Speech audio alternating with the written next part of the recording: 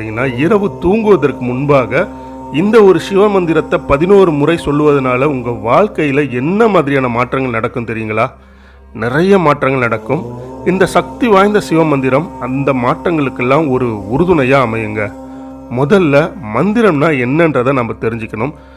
சில குறிப்பிட்ட வார்த்தைகளை சித்தர்கள் பல முறை சொல்லி அதை உருவேற்றி அதற்கான சக்தியை அவங்க இந்த பிரபஞ்ச சக்தியோடு சேர்த்து அந்த மந்திரத்துக்கான ஒரு ஆற்றலை ஏற்படுத்தி வச்சுருப்பாங்க.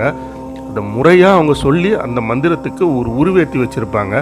அந்த வார்த்தைகளை நாம் அவங்க சொல்லி இருக்கக்கூடிய அந்த மந்திரத்தை உச்சரிக்கும் பொழுது, அவங்க சொன்ன முறையில் நம்ம அதை பயன்படுத்தும் பொழுது நமக்கும் அந்த சக்தி கிடைக்குங்க. இதனால் என்ன நன்மை நடக்கும் தெரியுங்களா? நம்மளோட உடம்புல இருக்கக்கூடிய மூளையை நம்ம எவ்வளோ சதவீதம் பயன்படுத்தியிருக்கோம் தெரியுங்களா?